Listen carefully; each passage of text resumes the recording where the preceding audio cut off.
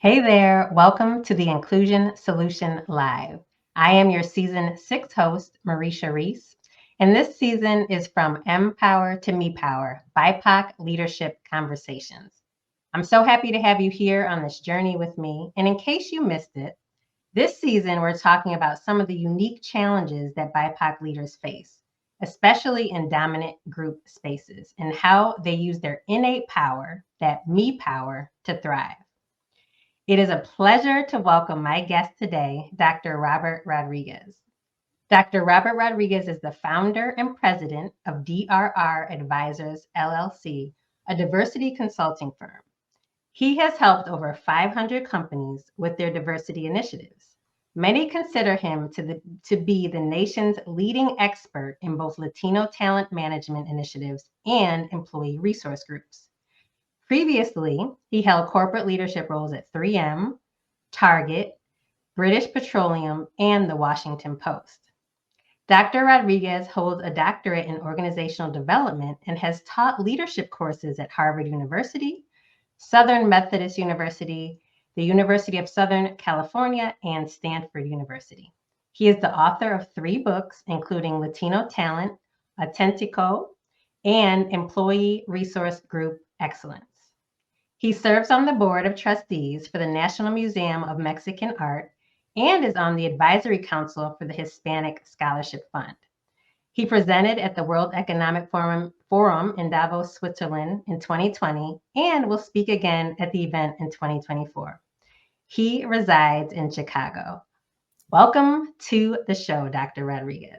Thank you. I'm excited to be here. Excited to reconnect with you. We've been friends for a long time. Never had the pleasure of doing a podcast. So excited not just to be with you, but to support the effort and to have a good conversation. So greetings. I'm glad to be here. Thank you. I'm so excited as well. So by way of further introduction, so those of you that have listened to this season of the podcast know that I like to start with our I am statements to share a little bit more about the intersecting identities that we bring to the conversation. And so at the Winters Group, we like to use this a lot so that people could understand that and better understand some of the lived experiences that we bring. So I will model it for you, Dr. Rodriguez, and then invite you to share the same.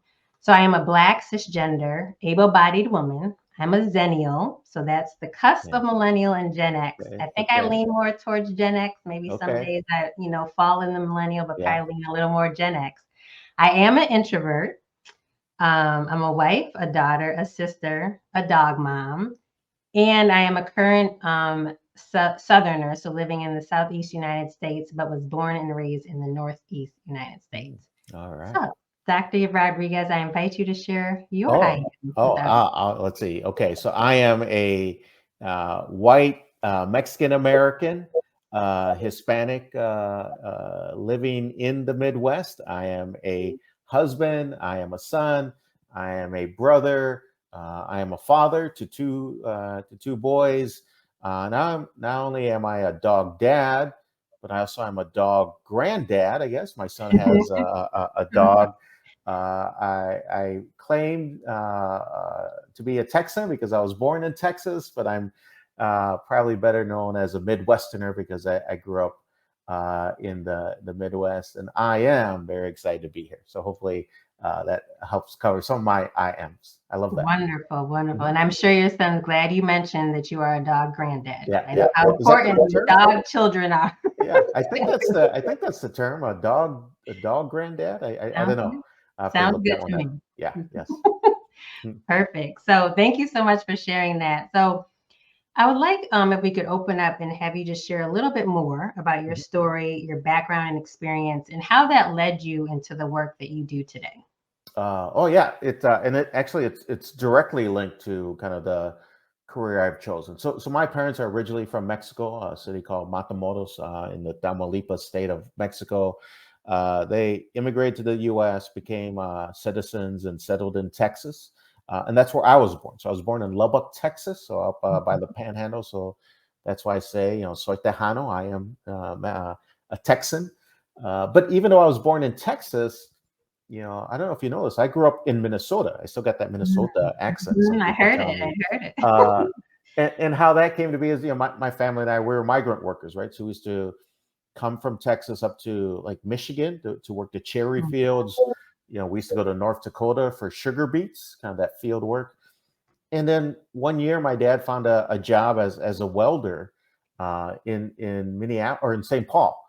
So we moved to St. Paul and settled some roots, and that's where I grew up. So what's interesting is that makes me one of those few Latinos that hablo español, but I can also ice skate, ice fish, snowshoe, and snowmobile, and do all those things. But how that background led to my work is, Minnesota's a great place to live, great place to raise a family. But like back in the 1970s when I was growing up, there wasn't a large Hispanic Latino community in the greater Twin Cities. So I struggled a bit with my sense of identity. My parents were well intentioned, but some of their messages to me were, "Oye, mijo, don't speak Spanish. We don't want you to have an accent. Just go play hockey with the Anglo kids. We don't want you to get picked on. We don't want you to get in fights." So, they had my interest at heart, and I'm like, okay, what? So I growing up, I never denied my heritage. I was still proud of it. I didn't give it that full throttle embrace, right? Um, it was just something, kind of growing up, and it was fine, high school, college. But when I got to corporate America, that's when it started to feel like something was off, right? I didn't see a lot of other Latinos at some of the early companies I was with. But fortunately for me, some of those companies had ERG, so I joined the Latino ERGs, and that's what really started opening my eyes to this whole issue of identity in the workplace, right? I didn't want to be treated differently. I didn't want to get special treatment, but I did want the company to acknowledge that, hey, Robert is Latino, and I need to be more comfortable doing that myself. So when I decided to go get my doctorate, my doctoral dissertation was on the Latino experience in corporate America, right? I wanted to explore that phenomena because I figured, well, if I'm like, I don't know if struggling is the right word, but there's definitely some things that I felt I had to contend with that my, white, non-Hispanic colleagues didn't. I figured, well, I had to do that than others. And then, so when that book came out, so that's the Latino Talent book. That book was published in 2008.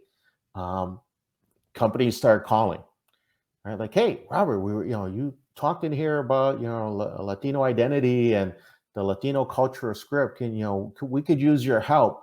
So over the years, I was still in corporate America at the time, but over the years, I figured, well, there's definitely a need for organizations who want just a much more textured understanding of and appreciation for the experience of Latino professionals in the workplace, in the hopes that they could create conditions that will nurture, the success of their Hispanic professionals. So yeah, I've been doing this work, for 20 some years. And the ERG part came from being a member of an ERG, right? Because once I joined the Latino ERG, all of a sudden I was part of a community. I met folks who are like-minded. I met people who are unapologetically proud to be Latino. Like, I'm like, oh my gosh, like you can do that at work, and they're like, yeah, you can. So I always thought you kind of had to like downplay, right? Right. So ERGs in general just provided me a very solid platform upon which I built a nice career, and then the Latino aspect. It's funny. I'm still learning a lot about Latino identity. So I'm continuing to be on that journey. But yeah, that's what has led me to this, kind of consulting work where I help companies with their Latino or their ERG initiatives. It was, based on that experiences growing up. Beautiful. Thank you so much for Yeah. sharing. So I want to talk a little bit, we're talking about the identity and we're talking about, Mhm. you use the terms Latino and Mhm. Hispanic, and I Yeah. know it's been a lot of talk around like the terms to use when identifying Hispanic or Latino and Mhm. Latina individuals. And so the Winners Group team wrote a book, Racial Justice at Work. And in that Yes. book, we decided to use Latine as the term. We went Mhm. back and forth, Latinx, Latine, what do Sure. we use? And so we chose to use that one because, it's gender neutral, and in an effort to hopefully disrupt gender bias. And so I Yes. wanted to just get your take and also to make sure that I know what you prefer, Yeah. and all of that. So what's your take on the language of using Latinx versus Latina versus Latino, Latina? And I think it's important for our listeners too, right? Because folks listening that may be in leadership and Sure. have and lead people, that have a similar background as yours, just might not even understand that Yeah. themselves. So I would love to hear your take on the whole Yeah. language. Yeah. And yeah, and I get that question a lot. So yeah, my preference, for me, Mm-hmm. is the Latino and Latina. That's what I tend to use most often. That's what I've used throughout my career. But I have a great deal of respect and admiration and acknowledgement for folks who prefer Latin or Latinx. I know some of us prefer Hispanic. Some folks say, "Well, I'm Mexican," or I'm Right. Venezuelan, right? Um, so the part that for me has been a distraction a little bit is when we try to identify, what's the best term, right? Mm-hmm. I think we all have preferences, right? Right. And I think as long as we acknowledge and say, hey, I prefer this one, you prefer that one, great. If you want me to call you that, I will. But what I've seen a little bit, at least in our community, is when I've seen some folks like, oh, why are you using Latinx? That's not even a word. How dare you? That's not right. I'm like, wait a minute. Like, who are you to Mm-hmm. tell another member of our community what's right or isn't? So, I so that's some of the conversation I get into is like, hey, whatever term you prefer, I'll use that term. I may have a different term that I prefer, but I'm never going to say your term is wrong, mine is right, or mine's better, yours is worse. And that's where I think the distraction has been, Mm-hmm. at least in our community, where folks are like, telling others within our community what's appropriate. So yeah, I love that you use Latin. I support it. I endorse it.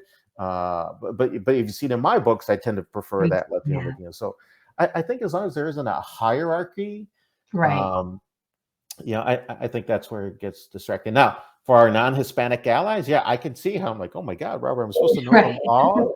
Yeah, no, but I think that's where we can, have those constructive conversations, right? Or Right. those crucial conversations, or build those bridges of understanding. Say, hey, I've been using the term Latinx. Is that how you identify? Do you prefer that I use, a different term? Then you can kind of, create that. But yeah, I don't know if there's a best term. I support them all, but I just hope that those in our community or outside of our community don't try to tell others what they should or shouldn't call themselves. I think that's the part that I don't agree with. Yeah, and thank you for that. And I Mhm. do think it's definitely an educational opportunity, like you said, to Yeah, learn more about and to respect other, right? So if you yeah, prefer a term, that's the term I'm going to use with you yeah, versus right trying to. And I think that's an important concept just in general as we think about, especially those groups that are more traditionally underrepresented, and that like that's the part of getting to be the yeah. ally, right? And getting to learn and understand. And so thank you for that. It was very, very Well, helpful. it's yeah, and if I could digress a little bit, it's in a little bit for maybe our non-Hispanic allies on the call. We have seen a little bit in my community, the Hispanic, Latino, Latinx community, something that I would call the intra-Latino divides, Hmm. right? That there's certain, because of the diversity in our community, we haven't always come together. And the latest manifestation of that has been the use of Hmm. terms, right? Right, wrong, yes, no.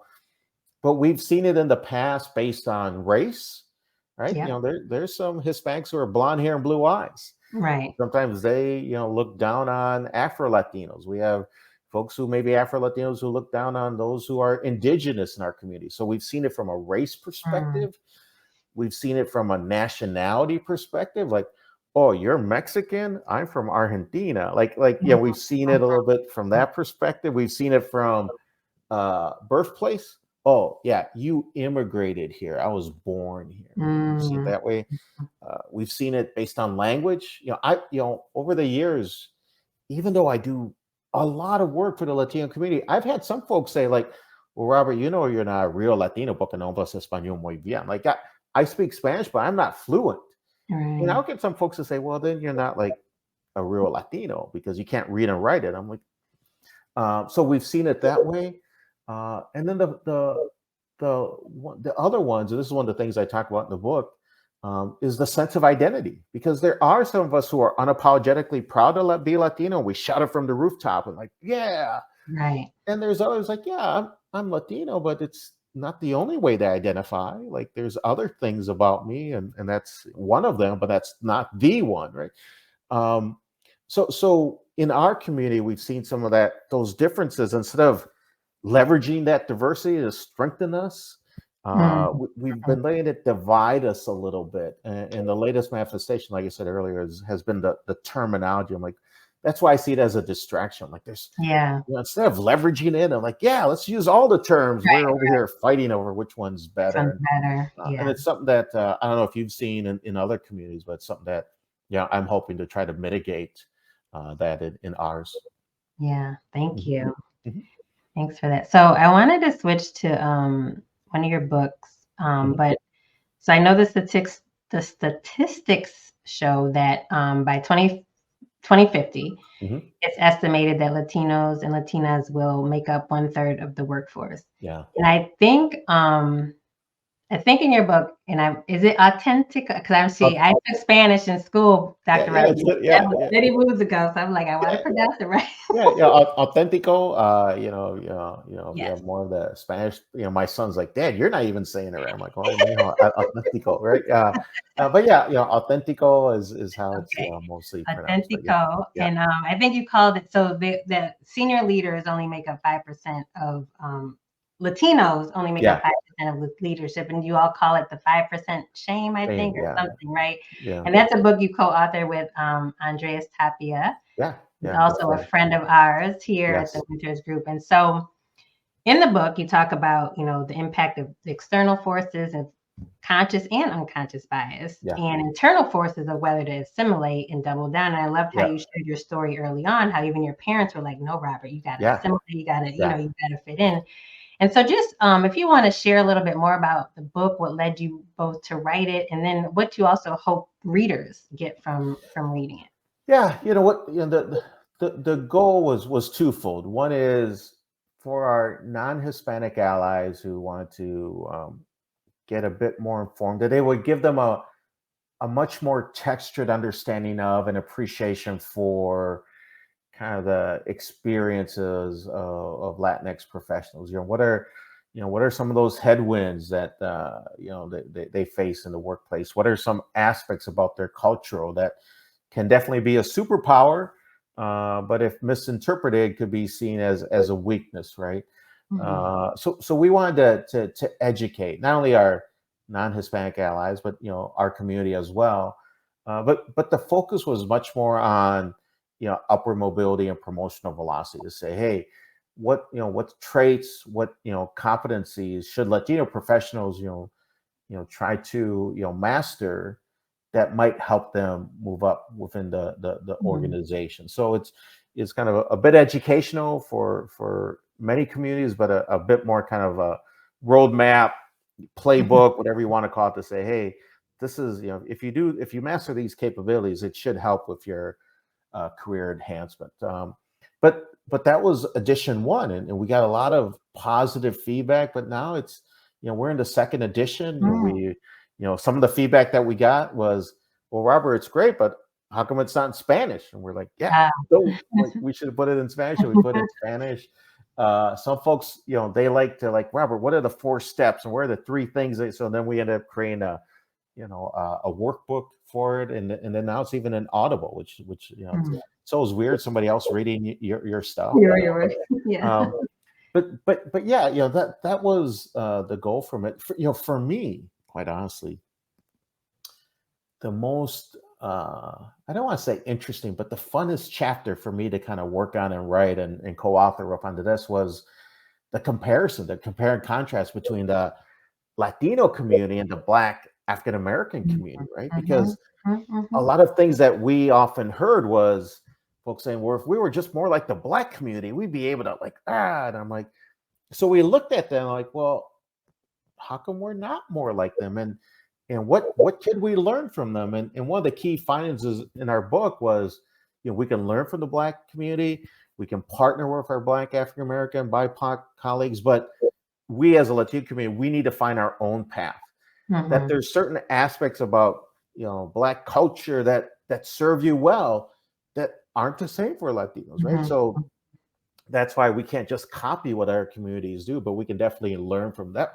That was for me really insightful, really fun to write, and even in writing, I learned a lot about we need to find our own path for our community. We can learn from others, but we need our own path. Yeah, thank you for that. And kind Yeah. of, I guess, continuing in some of that. So, thinking about the cultural differences, right? Yes. And so when you think about um, leaders in organizations who are typically white male, Yeah. and so, right, and so they may be leading folks from the Latino and Latina community. So, what are some, and not the stereotype or whatever, but what are Sure. some of those cultural differences that you think are important to highlight so that leaders understand, especially with their Latino and Latina employees? Yeah, and as well as our own community to understand too, Yeah, right? true, true, true. So that's we call it the Latino cultural script. And so like you mentioned, you're not a stereotype.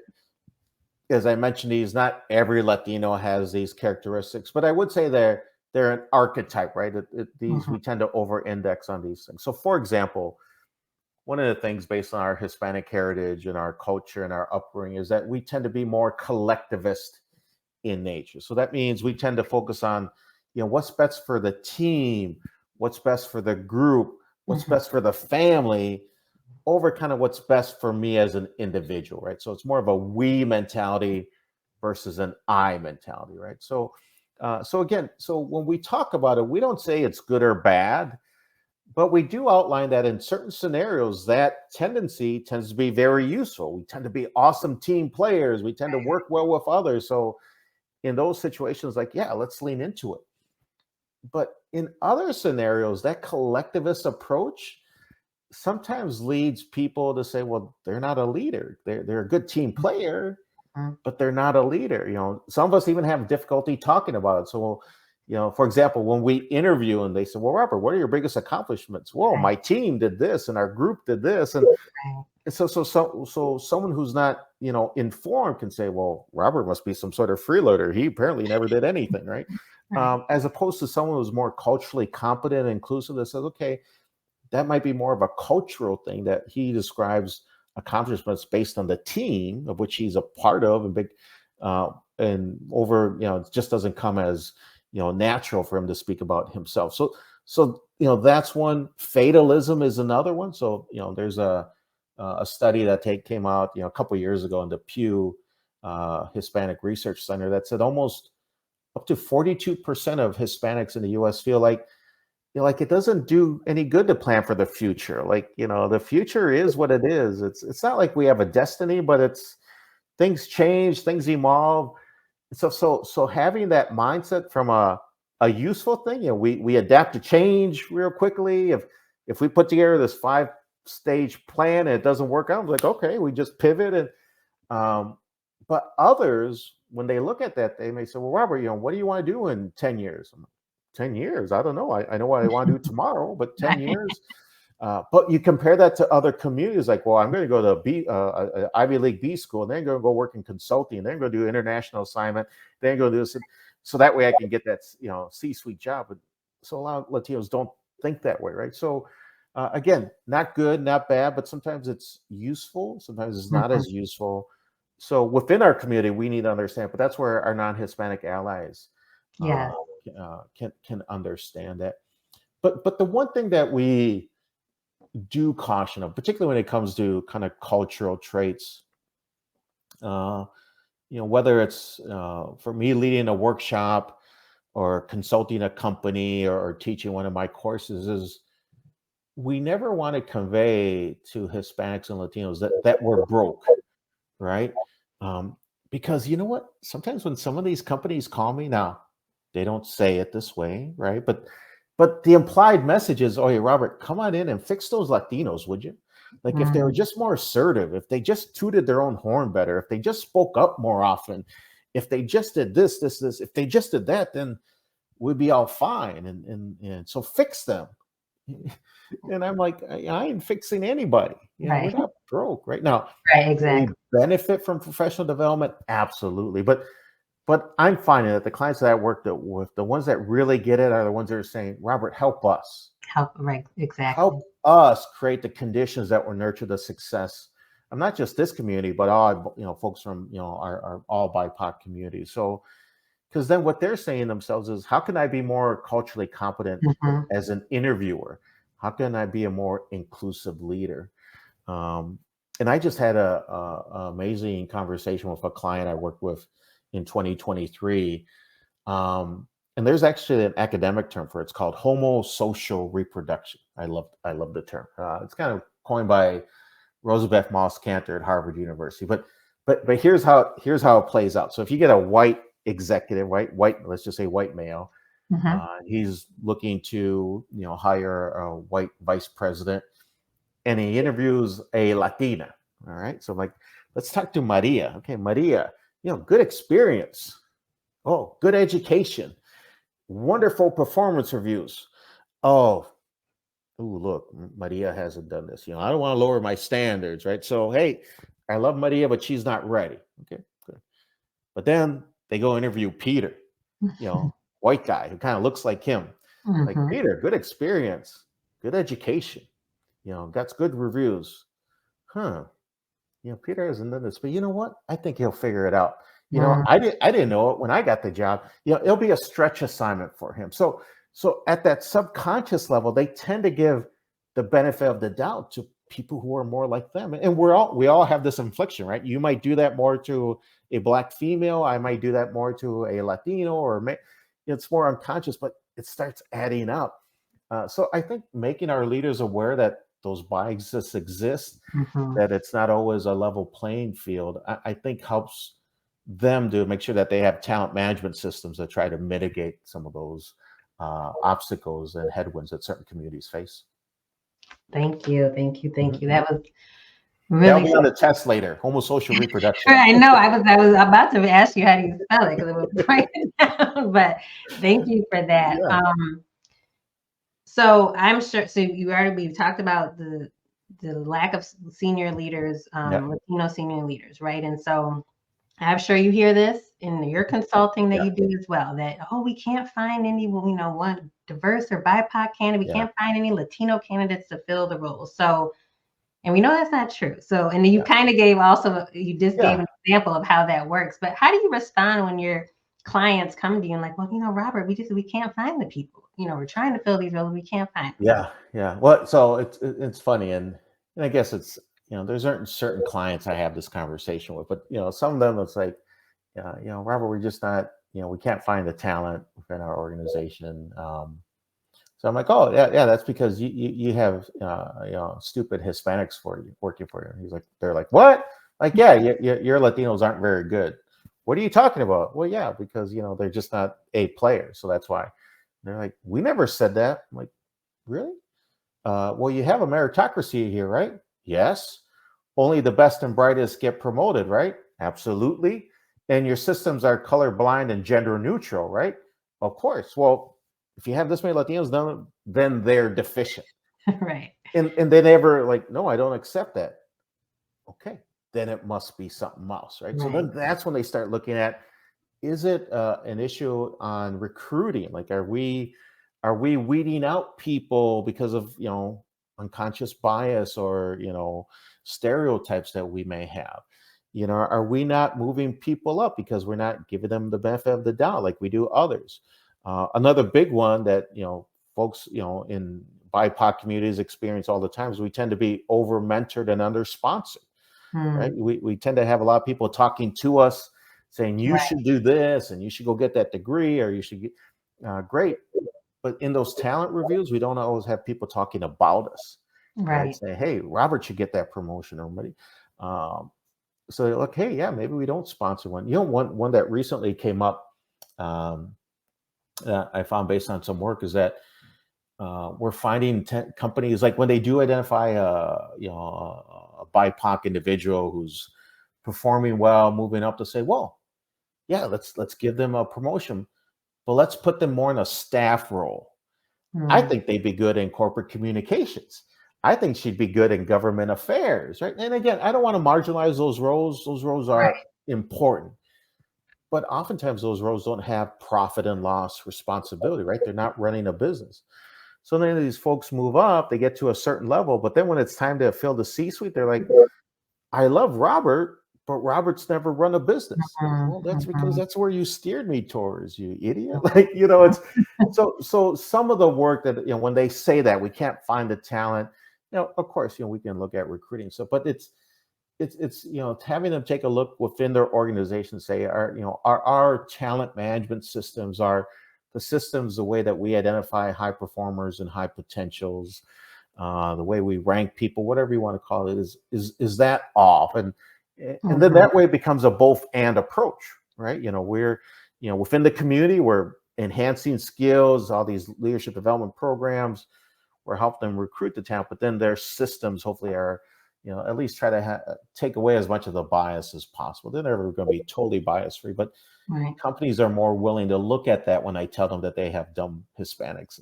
They're like, what? Yeah. I love how Yeah, you yeah, I love yeah, that. yeah. Because they're like, wait a minute, we didn't say that, Robert. But I Yeah. do think the system is looking at those systems and Mhm. where they're right, there may be gaps or things broken. And then also, as you even touched on earlier, just that education for Sure. leaders, right? And learning more about other cultures, people different from the ones that look just like them, Yeah. to better understand.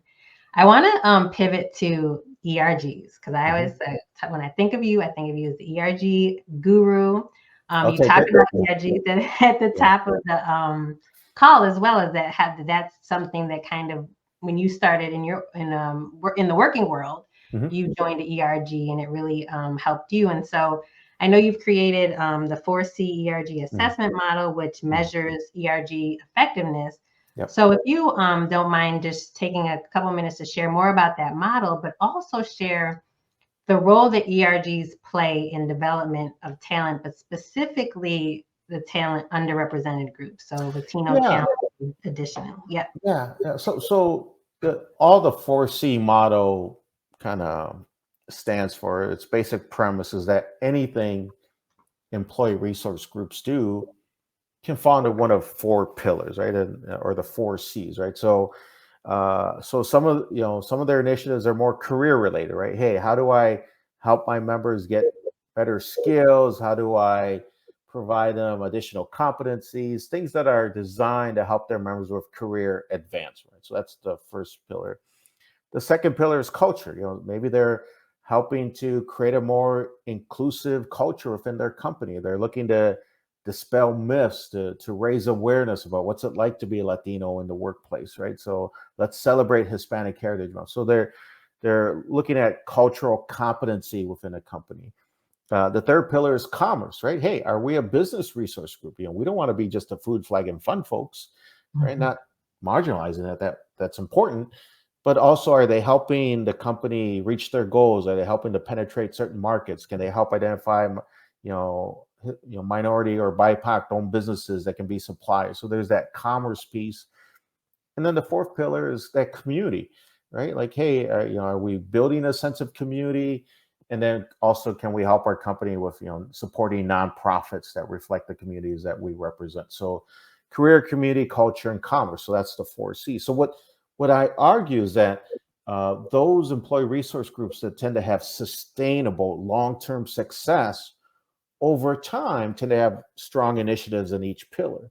But mhm. it is over time. It is Right. a bit aggressive for us to say, we're going to do all this really cool career stuff and culture stuff and commerce. And, so you kind of have to, Yeah. sometimes divide and conquer. But that's what the 4C model advocates for it. And the reason I think it's become one of the most commonly used frameworks in corporate America for ERG is because it advocates for that holistic approach, right? And Right. then the assessment just measures how the ERGs do in each one of those things. But when we look at kind of the career aspect of it, and this is some of the great work that Latino ERGs have been doing in particular, if we focus on that community, um, is sometimes those being a leader in an ERG in and of itself provide some members with leadership experiences they may not get in their day job, right? So if you're an individual contributor, but you become the chair of the Hispanic ERG, now you're developing a strategy, you're Mm, managing a budget, you're putting together a strategic plan, you have a team that reports to you, and you're rubbing elbows with all these executives you may not. So there's mm, that there's that leadership experience you get from being energy. So that sometimes helps with career advancement. That visibility and exposure, I think, is huge, right? Because now you're meeting people not just within your department or not just within your function or business unit, but across multiple functions, and you get to rub elbows with top leaders. So we've seen that ERGs can help from a career perspective due to that advanced capability and exposure. And then finally, this is kind of what's led to some of this work is ERGs are starting to create those affinity based programs. So we've seen the Black ERG say, hey, right. we want to do a program specifically for Black employees that looks at Black culture and race, and how that influences how we show up as leaders. We've seen that with the pride groups, LGBTQ plus. We've seen that for women's groups for many years now. So the ERGs have oftentimes saying, hey, we know the experiences of folks in our community. We Right. know the types of development that we might need. And we also know how to look at that development with a cultural lens. Mhm. And then lately, just as I wrap that up, is they're helping to put together workshops for the allies, right? To say, Mhm. hey, here's a way, here's insights that you need to have, so you can be a stronger ally. And in fact, they're teaching allies to focus more on the word as a verb, like, hey, this is how we can feel your allyship, as opposed to a focus on the noun. Hey, I'm an ally to Latinos. I'm like, oh, Right. great, good for you. Like, I'm glad you proclaim it, but how am I feeling that allyship? What are you doing? We're seeing ERGs kind of drive some of that. Yeah. So I think wholeheartedly ERGs can help elevate one's visibility, capability, and promotability. It happened for me. It's happened for, thousands, tens of thousands of others that I've seen. So I think they play a critical role. Beautiful. Thank you for that Mhm. overview. And you talk a little bit about development. So I want to go quickly into the BIPOC specific Mhm. development in the Winters group. We have our Empowerment Institute that we've developed that's specific Mhm. for BIPOC leadership. So Yep. aspiring leaders or those that are in leadership is specific for BIPOC. And so what are your thoughts on having, and I'm sure you're familiar with all kinds of different leadership Yep. development programs and that. So why do you think it's important to have a program specific to BIPOC leadership? And I think you touched on some of this in what you've already Yeah. said, but Yeah. I just think it's critical because we're able to look at how our culture, how our race influences how we show up as a leader, right? I just think that it does. It absolutely does. Maybe some more so than others. But whether it's looking at the Latino cultural trait or Black culture, and it helps to raise awareness to, okay, why am I a bit more uncomfortable talking about myself than other Mhm, communities? mhm. Why am I more paternalistic, or why don't I like conflict? Whatever the issue may be, it may be just because it's kind of hardwired based on our culture, based on our DNA. But then it goes into that next part, right? Because then all of these BIPOC programs that look at culture as part of the development experience take that same approach. Hey, when are these aspects useful for us? And it's a superpower, and let's lean into it. And then like, hey, we just Yeah. need to be aware. We're not saying it's bad, but if we don't speak up, if we don't raise our hand, others are going to view that as us not wanting to, we don't have aspire to be a leader. So we can choose then if we want to lean in or pull back, but at least then it doesn't become, it becomes more of a conscious choice as opposed to of an unconscious choice. And I don't know if you know this, but in 2023, Webster came out with their word of the year, and the word of the year was authentic, right? So I was really happy with authentico, right? Uh, Right.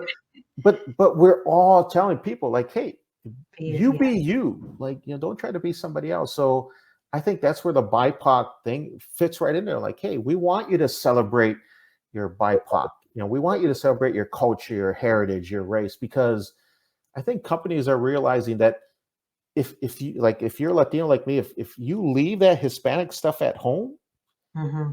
then we're missing out on that as an employer, Yeah. right? And like the statistics that you shared earlier, at least here in the United States, the workforce of the future is going to have an increasingly Latino identity, right? It just Right. is.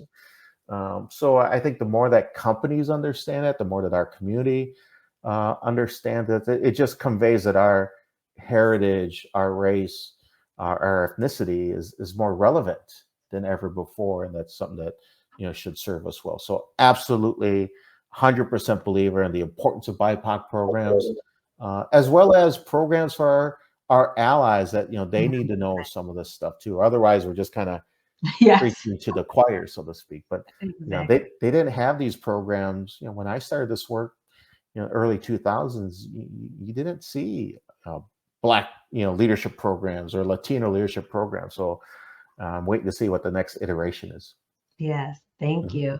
Yeah. So before we close out today, I Yep. always ask everyone this question. And so, as you know, this season is called From Empower to Me Power. So Mary Mm. Frances Winters, she didn't like empower because empower implies that someone's giving you power, right? Like, oh, Yeah. I'm empowering you, Yeah. Robert, to do Yeah. this, right? And so, like, no, we're going to take our power back, and so that's what the me power came from. Sure. And so, just wanted to give you an opportunity to share, your me power story that you might have, or in other words, how you hone into that innate power within you.